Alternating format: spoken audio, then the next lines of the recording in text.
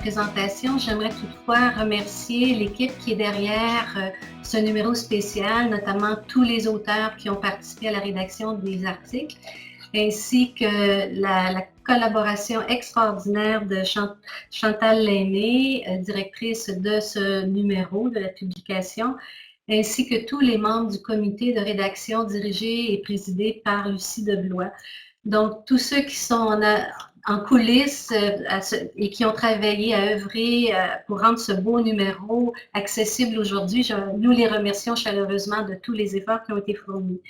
Alors, Étienne, nous procéderons donc, pour l'instant, on ne t'entend pas, donc on va y aller de notre propre chef. Alors, on va commencer avec le plan de la présentation. Donc, il va y avoir une petite introduction. Ensuite, pour une mise en situation sur la problématique du stress à l'école. Ensuite, il va y avoir la présentation de 4 articles qui portent sur la prévention et l'intervention auprès des enfants et des adolescents sur la réduction de l'anxiété et l'amélioration de la gestion du stress. Il va y avoir un autre bloc de 4 articles qui portent sur la recherche effectuée sur le stress scolaire des adolescents et qui implique également le soutien de l'entourage, des parents et les enseignants. Donc, il y a 4 articles là, et ensuite 3 autres articles qui portent sur le stress des enseignants, causes et conséquences, qui peuvent expliquer le décrochage de certains jeunes enseignants dans les 5 premières années de leur carrière. Alors, et puis une petite conclusion et recommandation.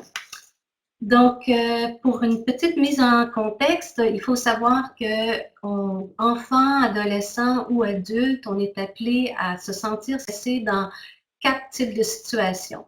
La situation où on manque de contrôle, un contrôle qui est diminué ou alors on a peu de contrôle, des situations qui sont imprévisibles, pour lesquelles on n'a pas prévu dans notre agenda, qui bousculent notre vie, des situations qui mettent à risque notre personnalité, notre estime de soi, ou alors des situations de nouveauté qui nous forcent à sortir de notre zone de confort.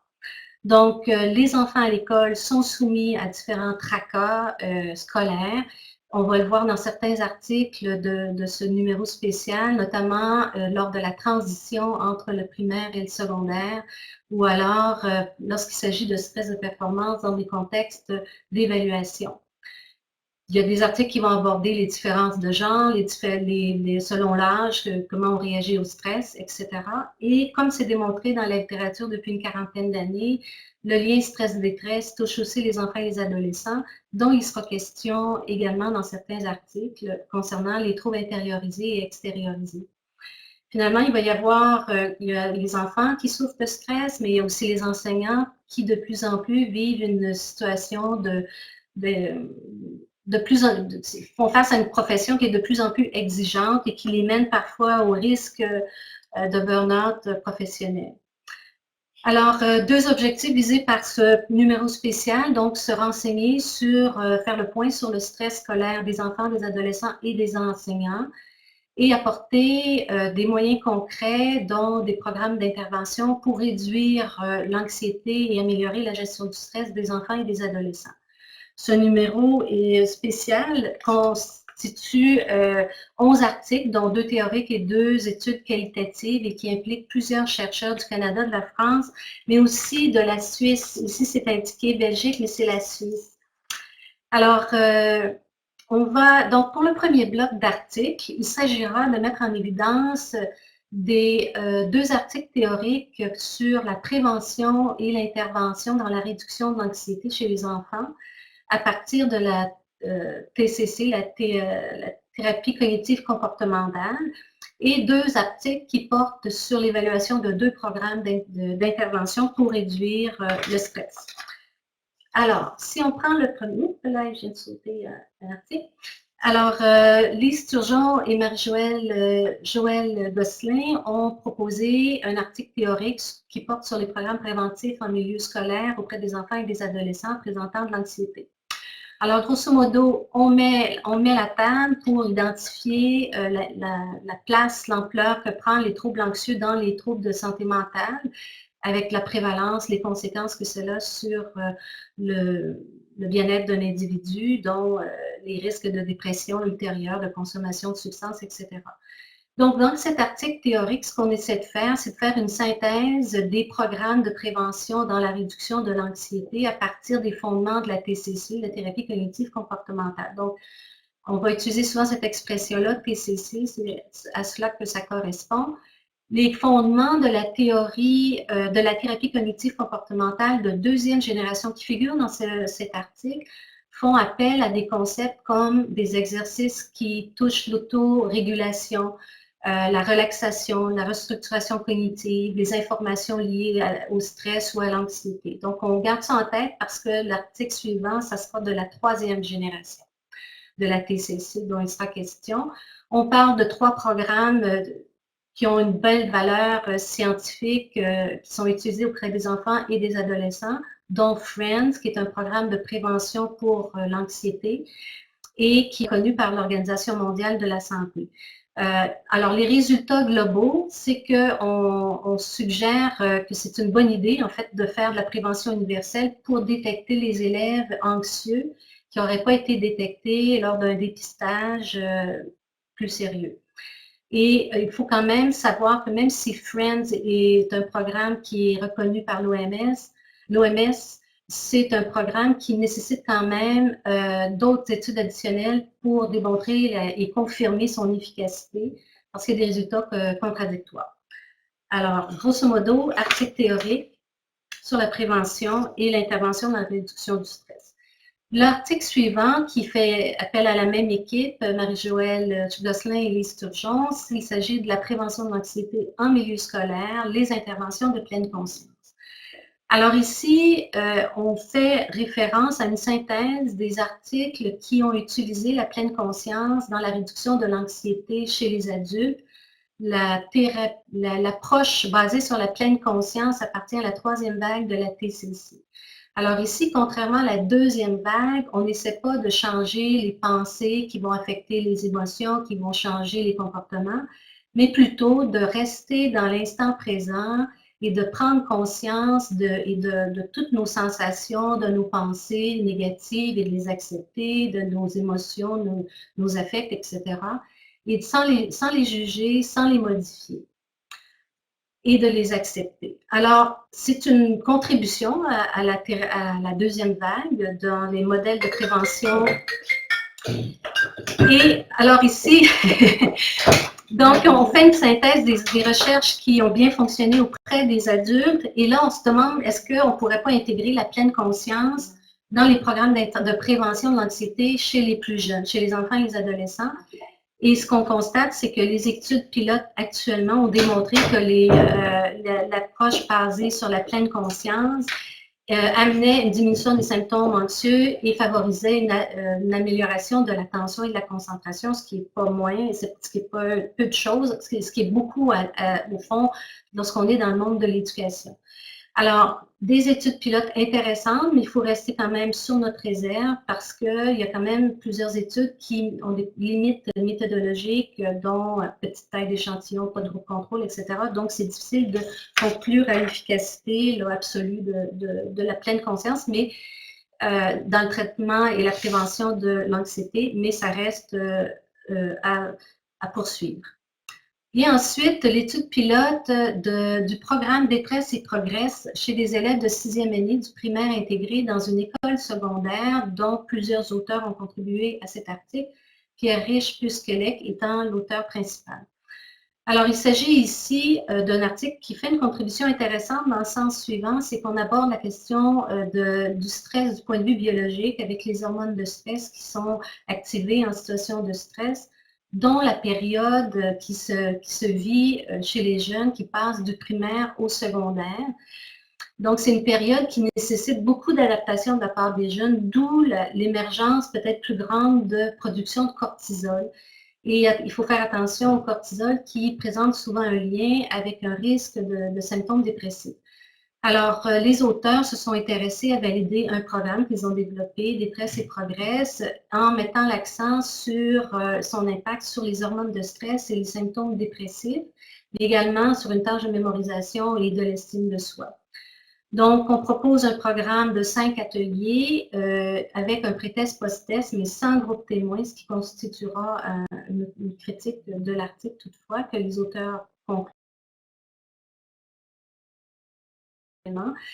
Et donc, dans les tests, pré-tests et post-tests, on prend des échantillons de cortisol salivaire, ce qui constitue quand même un apport intéressant. Donc, au début du pré-test et à la fin du pré-test, et dans cette séance-là, on va compléter 2 questionnaires sur l'estime de soi, la dépression et des tâches de mémorisation de mots.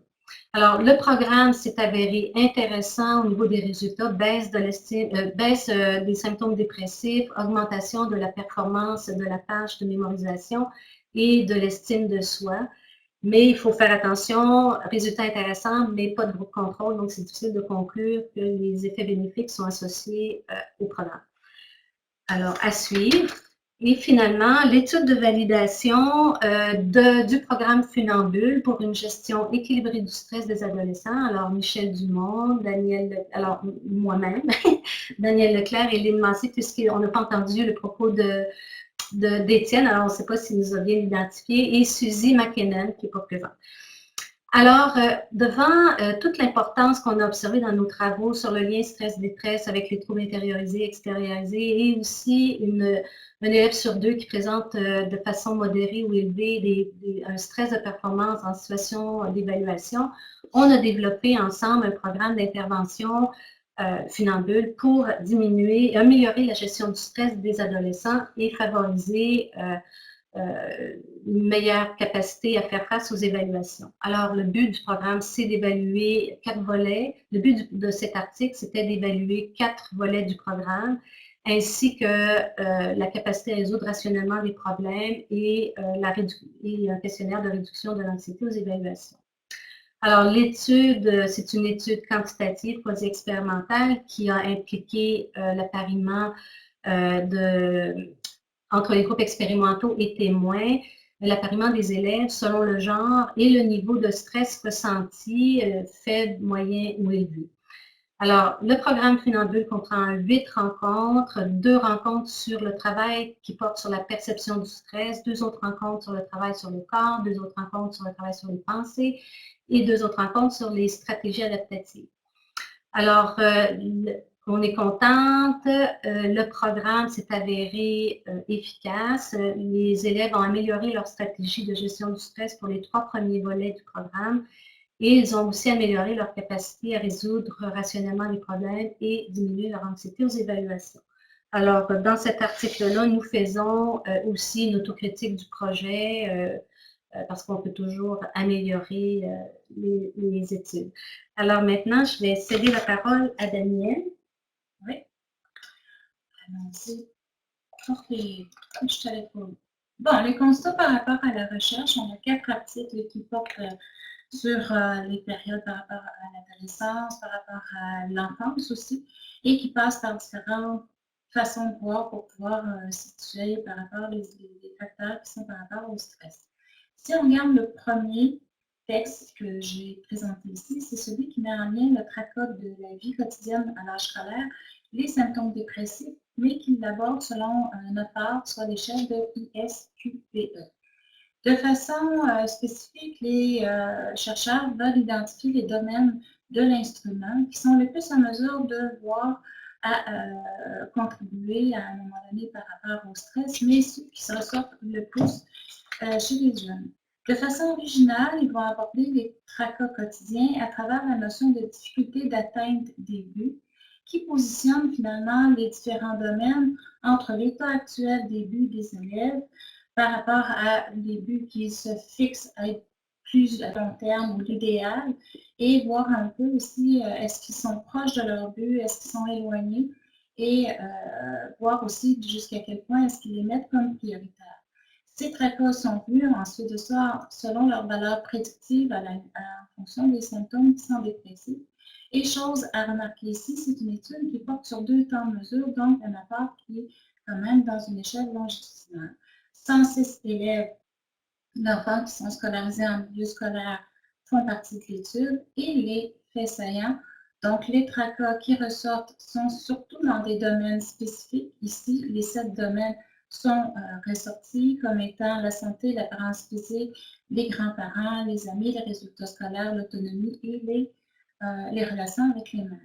Chose intéressante, ce qu'on nous montre ici, c'est que les tracas qui sont identifiés en temps 1 vont contribuer à expliquer de façon prédictive les symptômes dépressifs en temps 1, les tracas en temps 2 et les symptômes dépressifs en temps 2, mais les tracas en temps 1 ne vont pas venir prédire les symptômes dépressifs en temps 2.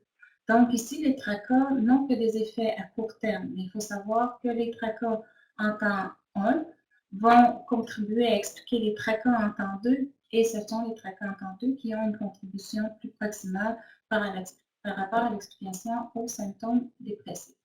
Mais je voudrais peut-être souligner ici que l'aspect original, en tout cas qu'on peut remarquer ici, c'est vraiment la façon d'aborder les tracas qui passe à travers la notion de difficulté d'atteindre les buts. Le deuxième article dont on pourrait parler ici, c'est celui qui porte sur le stress au collège et au lycée et qui regarde les différences de genre entre, bien sûr, les gars et les filles. C'est de vraiment, comme objectif, de vraiment aller voir le stress qui est perçu par les collégiens et les lycéens.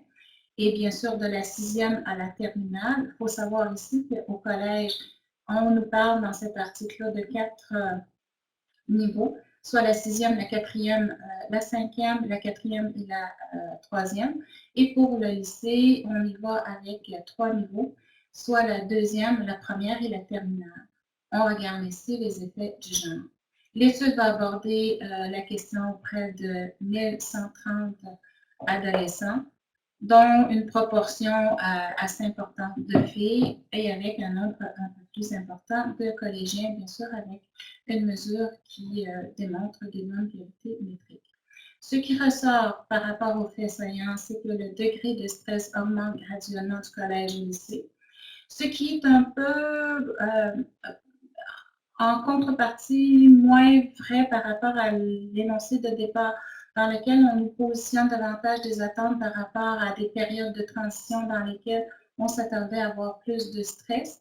Mais non, c'est vraiment en y allant du collège au lycée qu'on retrouve une augmentation graduelle du stress. Les filles sont, quelle que soit la classe, beaucoup plus stressées que les garçons ou se disent beaucoup plus stressés. Et c'est seulement en classe de première et de terminale que les pourcentages de garçons fortement stressés est le plus important. Il faut dire aussi que dans leur approche, ils abordent le stress selon la fréquence, mais aussi selon les différents niveaux d'intensité. Et ils vont placer des niveaux de stress faibles, moyens et élevés pour pouvoir mieux nous parler des résultats. Mais les filles ressortent, quelle que soit la mesure, toujours comme étant plus stressées que les garçons. Le troisième article est une étude longitudinale qui porte sur le soutien ou le rôle du soutien conditionnel du parent dans l'anxiété d'évaluation des élèves. Le but et les objectifs qui sont poursuivis dans l'article est de voir comment est-ce que le soutien parental conditionnel peut être en lien avec l'anxiété scolaire. Il faut bien comprendre ici que le soutien parental conditionnel se définit ici comme étant dans des situations où les parents ont des standards très élevés par rapport aux élèves et ils vont valoriser et soutenir leurs enfants que dans la mesure où ceux-ci vont atteindre les objectifs des standards qui sont élevés. Un autre objectif est de voir la relation de médiation que la perception de la compétence scolaire et du perfectionnisme négatif peut avoir dans la relation entre le soutien parental conditionnel et l'anxiété. Et on y apporte aussi une question de différence par rapport au genre. Cette étude longitudinale, non, oui, c'est vrai, cette étude longitudinale est faite auprès de 434 élèves partant de la 5e secondaire à la 2e année du secondaire. Non, c'est 5e année du primaire à la 2e année du secondaire. En termes de faits saillants, on fait remarquer ici que les habiletés scolaires sont toujours placées en covariance. Et ce qu'on remarque, c'est que la perception moyenne du soutien parental conditionnel, cumulée durant les 3 premières années de la mesure, est positivement liée avec l'anxiété scolaire rapportée par les garçons et par les filles en 2e secondaire. Donc, tout ce qu'on a comme soutien parental au début vient affecter l'anxiété chez les scolaires, chez les garçons et chez les filles en deuxième année du secondaire. Petite surprise, les résultats inattendus que soulignent d'ailleurs les auteurs, les garçons voient que leur médiation et la compétence scolaire. Donc, entre le lien entre le soutien parental qui est conditionnel et l'anxiété scolaire, on va avoir une médiation qui va être faite par la perception de la compétence scolaire, parce que par les filles, ça va être davantage le perfectionnisme négatif. Donc, le parent qui a ici un soutien parental conditionnel va avoir un impact davantage sur la compétence ou la perception de la compétence chez les garçons et beaucoup plus sur la perception, le perfectionnisme négatif chez la fille. Comment expliquer ce résultat? Comme je vous disais tantôt, les auteurs le voient comme étant un résultat qui est inattendu, mais qui conduit à une considération d'intervention différentielle entre chez les garçons et chez les filles. Le dernier qui porte davantage sur la recherche questionne le stress scolaire, le soutien social et le burn-out ou l'épuisement à l'adolescence, et on examine l'effet des relations. On recherche ici les effets modérateurs et médiateurs du stress, du soutien social et ce pour mieux comprendre l'épuisement ou le burn-out scolaire chez les adolescents. On a questionné 441 adolescents suisses et les faits saillants montrent que le soutien social ne modère pas le lien entre le stress et le burn-out. Donc, ce qui veut dire ici que le stress est en lien avec l'épuisement, mais que peu importe la nature du soutien, qu'il soit élevé ou faible, il n'y a rien qui vient changer la nature de la relation entre ce stress et cet épuisement. Par ailleurs, le stress va médiatiser, mais en partie, la relation entre le soutien social des parents et l'épuisement. On fait attention ici parce que le soutien social est celui des parents, tantôt sera celui des enseignants. Mais quand on considère le soutien social des parents et l'épuisement, on voit que moins que les parents offrent de soutien, plus on va avoir d'épuisement chez les jeunes. Mais par contre, si on met une troisième variable en cause, soit le stress, on s'aperçoit que le social des parents a un impact sur le stress et le stress va venir avoir un effet sur le burn-out chez les jeunes, mais seulement en partie. Le lien va continuer à être présent entre le soutien social des parents et le burn-out. Par ailleurs, le stress va médiatiser, mais cette fois complètement, la relation entre le soutien des enseignants et le burn-out. Donc, moins que le soutien des enseignants est présent, plus qu'on a de l'épuisement, mais il y a un élément qui rentre en compte, soit le stress, et le soutien des enseignants va davantage passer par le stress chez les élèves, qui va venir expliquer de façon beaucoup plus proximale l'épuisement chez les jeunes. Ce qui fait le tour par rapport à ce qui est des constats de prise de recherche, je vais laisser la parole à Lynn pour ce qui est du stress des enseignants. Bonjour, les 3 derniers articles portent sur le stress des enseignants et ont tous été réalisés, les recherches ont toutes été réalisées au Québec. Je vais aller assez rapidement, parce que je vois que le temps file déjà. Donc, le premier article porte sur le stress des enseignants envers l'intégration scolaire des élèves qui présentent des troubles du comportement.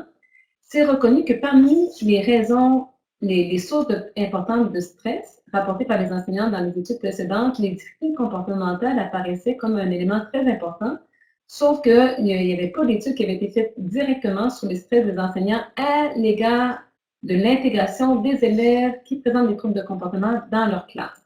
Je vais aller directement aux faits saillants.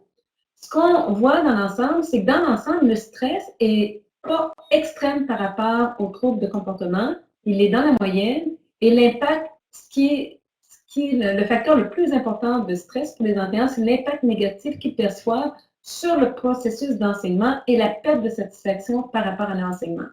On ne retrouve pas de différence selon le genre des enseignants ni leur niveau de scolarité. Par contre, les enseignants qui ont reçu une formation initiale sur les troubles du comportement et qui ont plus d'expérience par rapport aux élèves ayant des troubles du comportement, et ceux qui enseignent en première secondaire, je veux dire dans les niveaux secondaires plus élevés, vivent moins de stress. Les enseignants aussi des milieux ruraux vivent plus de stress que les enseignants des milieux en ville, urbains. Et plus de 70% des enseignants jugent qu'une formation additionnelle serait nécessaire là, au niveau des troubles du comportement. L'article suivant a été réalisé par Mme Marie-André Pelletier et visait à cibler et à décrire les... Oups, excusez. Visait à décrire et analyser les besoins de formation psychologique chez les finissants en éducation préscolaire primaire. C'est une étude qualitative réalisée auprès de 11 stagiaires finissants de 4e année par l'entremise d'entretien semi-dirigé. Ce qui ressort de l'étude, c'est que les stagiaires aimeraient approfondir davantage dans le cours de la formation la maîtrise du stress devant les difficultés reliées à la profession, en particulier toutes les émotions qui peuvent être vécues par les différentes personnes impliquées, en particulier la colère des parents. Ils aimeraient également apprendre à décrocher une fois revenus à la maison et à prendre du recul devant les difficultés, et aussi à être en mesure de réaliser des analyses réflexives plus poussées pour les gestions là, des problèmes reliés aux émotions en enseignement. Enfin, le dernier article, réalisé aussi selon une approche qualitative, porte sur les facteurs de stress reconnus comme source d'abandon de la profession. 4 enseignantes et 3 enseignants du secondaire ont participé à des entretiens qualitatifs. Le premier fait qui ressort, c'est vraiment le décalage important entre la vision idéalisée de l'enseignement quand les personnes se sont faites quand elles étaient en formation, par rapport à la réalité qu'ils ont vécue une fois dans le milieu. Et la plupart des enseignants interrogés ont observé un très grand décalage entre la formation reçue et les compétences qu'eux jugent nécessaires au quotidien. Ils démontrent aussi une souffrance par rapport au manque de valorisation de la profession enseignante par la population générale et le stress qu'ils ressentent face aux attentes élevées et aux pressions que leur mettent autant leurs dirigeants scolaires que les parents pour que les élèves réussissent. Les agents les plus stressants qui menaient, selon eux, à l'abandon de la profession, le premier facteur le facteur qui arrive en tête, c'est vraiment la précarité et l'instabilité de la fonction. Ce que les enseignants rapportent, c'est que ça leur prend énormément de temps avant d'avoir un poste régulier à temps plein. Et ça, c'est quelque chose qui est très insatisfaisant pour eux. Les enseignants se plaignent aussi du salaire qu'ils reçoivent par rapport à la charge de travail qui leur est demandée et aussi des relations négatives avec les autres collègues, de la gestion de classe, et en dernier, c'était les élèves en difficulté qui revenaient. Oui, merci Lynn. Alors, pour conclure, on doit porter une certaine attention dans le futur pour mieux identifier les différentes formes d'épuisement en milieu scolaire des élèves et des enseignants. La question du burn-out scolaire, c'est un nouveau thème qu'on voit apparaître depuis une dizaine d'années. Et je crois qu'il y a une voie ici et un parallèle à établir peut-être entre le burn-out chez les élèves et chez les enseignants. Les recherches futures devraient aussi mieux comprendre le stress des élèves en difficulté d'apprentissage et d'adaptation, et ce, dès le primaire. Il faut savoir que lorsqu'on vit des difficultés d'apprentissage, on est plus à risque d'échouer aux examens, lors des évaluations, et donc ça accentue l'anxiété face aux évaluations. Donc, il faut, et puis, qui dit anxiété face aux évaluations peut aussi dire résultats scolaires moindres. Donc, et puis là, ben, c'est comme on évalue les jeunes sur une base où ils sont sous-évalués par rapport à leur potentiel. Alors, mieux connaître le stress chez les élèves en difficulté, puisqu'il y a beaucoup moins de littérature qui porte sur cette clientèle-là. Et documenter les besoins des enseignants en matière de formation initiale et continue afin de mieux les préparer à la réalité des écoles d'aujourd'hui. Donc, la formation initiale et continue, c'est un peu les articles que Lynn a fait mention. Concernant les recommandations, évidemment, offrir des ateliers de gestion du stress à titre préventif, hein, pour éviter que les problèmes se chronicisent, que ce soit les symptômes anxieux ou le stress, Si on ne veut pas que ça se chronicise, que ça s'accentue, Alors, il vaut mieux intervenir le plus tôt dans les écoles primaires et secondaires, et ça veut dire des budgets et du temps dans l'horaire de prévu à cet effet-là pour pouvoir former les enseignants, avoir de matériel disponible et prévoir dans l'horaire justement pour faire de la prévention. Évidemment, les ateliers de gestion du stress dans les écoles hautement sélectives, surtout près des élèves qui souffrent d'anxiété aux évaluations, donc ça s'avère d'autant plus important. Dans la formation universitaire des futurs enseignants, évidemment, donc on en a parlé tantôt, donc modifier la formation initiale ici en regard de la gestion de classe et des élèves ayant des besoins particuliers, donc être capable d'être plus en mesure au niveau de qu'est-ce qu'on fait avec un enfant qui a des difficultés, un handicap physique, un handicap de langage, etc. Je crois qu'il y a un déficit ici qui peut être une source de stress pour les enseignants qui commencent leur carrière. Offrir de la formation continue en lien avec les besoins non comblés par la formation initiale, ça s'avère être une nécessité de faire de la formation continue pour répondre aux besoins, les nouvelles réalités qui surviennent à chaque 5 ans, par exemple, il y a de nouvelles réalités. Alors, soutenir et accompagner les enseignants, en particulier les enseignants débutants, par du mentorat, entre les experts et les novices dans la carrière d'enseignant. Alors là, on arrive à la période, Étienne, des questions de l'auditoire. Là, pour l'instant, Étienne, nous ne te voyons pas et nous ne t'entendons pas. Donc, je ne sais pas comment est-ce qu'on va gérer la suite. On attend peut-être un petit message écrit. Non, c'est une participante.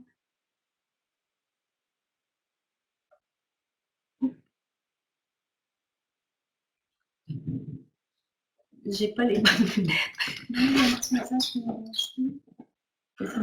Question de Julie. Ok, attends, c'est écrit tellement petit et à mon vieil âge, il faut intervenir.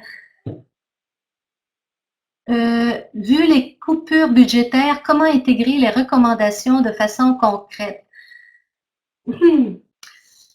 Ouais. Oui. Bon, d'abord, c'est qu'il y a plusieurs points qui ne coûtent pas nécessairement d'argent, sauf peut-être l'achat des programmes. Il y a des programmes qui existent déjà en français, que ce soit le programme Funambule qui a été fait, le programme Friends aussi est disponible en français. Il y en a vraiment plusieurs autres. Et ça peut être implanté en classe régulière sans nécessairement avoir un budget supplémentaire. Par ailleurs, pour l'accompagnement et le soutien des enseignants, déjà, c'est prévu dans les budgets des commissions scolaires de donner de la formation. Souvent, c'est seulement les besoins les formations ne sont pas toujours données en fonction des besoins réels des enseignants. Et ça, déjà, si on pouvait mieux utiliser les budgets pour faire un arrimage plus précis avec les besoins des enseignants, ça serait déjà mieux. La recherche a montré aussi que la formation, c'est pas ça qui est l'essentiel, c'est l'accompagnement. Et il y a toute une série de mesures qui sont prises actuellement, dont les groupes d'analyse des pratiques ou les communautés d'apprentissage professionnel, qui, ça, eux, ne coûtent pas nécessairement d'argent à mettre en place. Ça dépend seulement de la bonne volonté des personnes. Et il y a éventuellement aussi toute utilisation qui pourrait être faite à meilleur escient de tous les moyens Internet qu'on a maintenant de partager des pratiques. Merci, Lynn. J'espère que ça répond à votre question. Est-ce qu'il y a d'autres questions?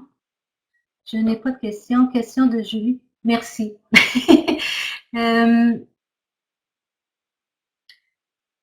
Là, étant donné l'augmentation importante des étudiants en situation de handicap à l'université, comptez-vous faire quelques recherches afin de déterminer comment soutenir ces derniers? Actuellement, nous avons un projet avec une de mes étudiantes de maîtrise qui porte spécifiquement sur les élèves qui ont un TDAH et qui sont en contexte soit d'études au cégep ou à l'université. On étudie actuellement leurs besoins de formation. Et j'ai vu d'autres équipes actuelles au Québec qui travaillent exactement sur la même question. C'est bien, merci Lynn. Ensuite, concernant les étudiants universitaires, on a ici à l'UQTR souvent des ateliers de gestion du stress qui sont offerts aux étudiants. Donc, j'imagine que ceux qui ont plus de difficultés au plan des troubles de l'attention ou quoi que ce soit, ils doivent certainement participer, j'imagine, à ces activités.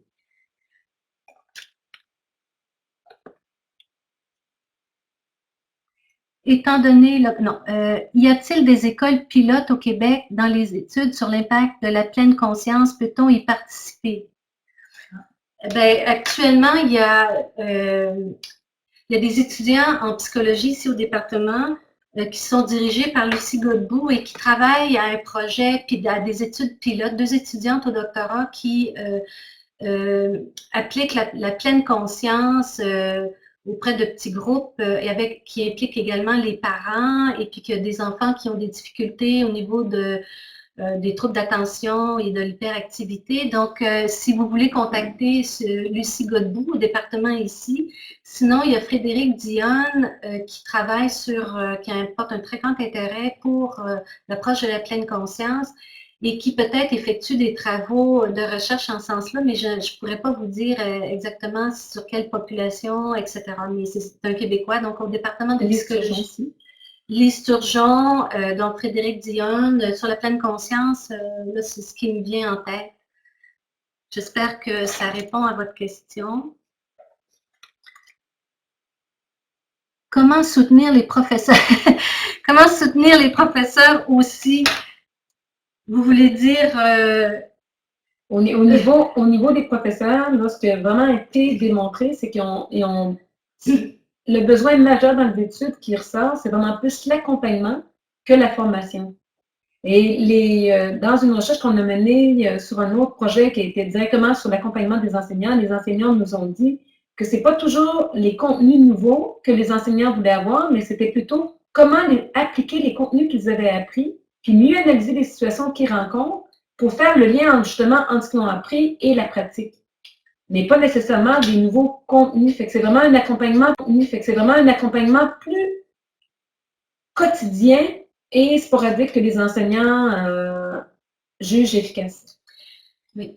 Et puis, ce que je pourrais dire en parallèle pour les animateurs, par exemple, si je parle du programme Funambule, les animateurs m'ont tous, la plupart, dit qu'ils avaient profité du programme de gestion du stress qui s'adressait aux adolescents et qui, pour eux, était aussi une façon de se remettre dans le bain de comment eux gèrent leur propre stress au quotidien, que ce soit à l'école ou dans leur milieu de vie plus personnel.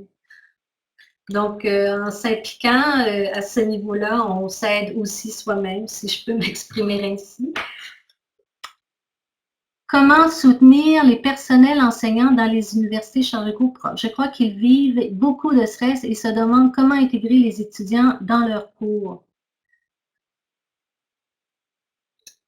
C'est pour moi? OK. Ben, c'est-à-dire que... je pense que le premier élément, c'est que beaucoup de chargés de cours et d'enseignants actuels n'ont pas non plus de connaissances sur les adaptations, les différenciations pédagogiques qu'ils peuvent faire pour les étudiants sans que ça demande un chambardement de leur enseignement. Nous, c'est ce qu'on voit actuellement, même ici dans notre département. Il y a des enseignants qui n'ont pas eu de formation en pédagogie.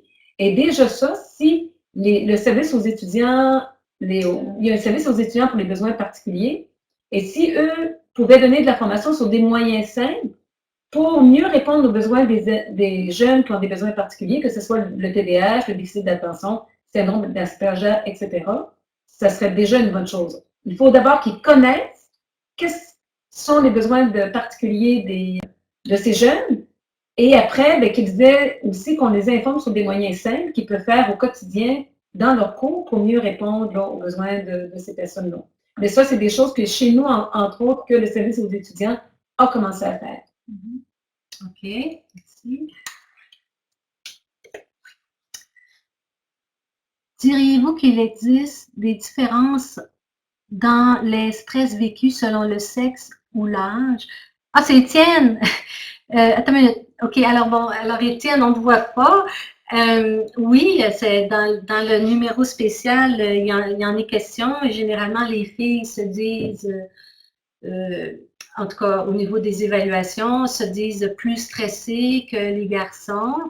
Souvent, on peut se demander, est-ce que c'est parce qu'elles ont une capacité d'introspection plus grande ou en tout cas mais toutes les raisons sont là aussi, elles se font moins confiance dans des situations plus exigeantes ou complexes que les garçons, donc peut-être qu'elles évaluent plus négativement certaines situations. Donc, effectivement, dans la littérature, on peut dire qu'il y a des différences de genre. Okay.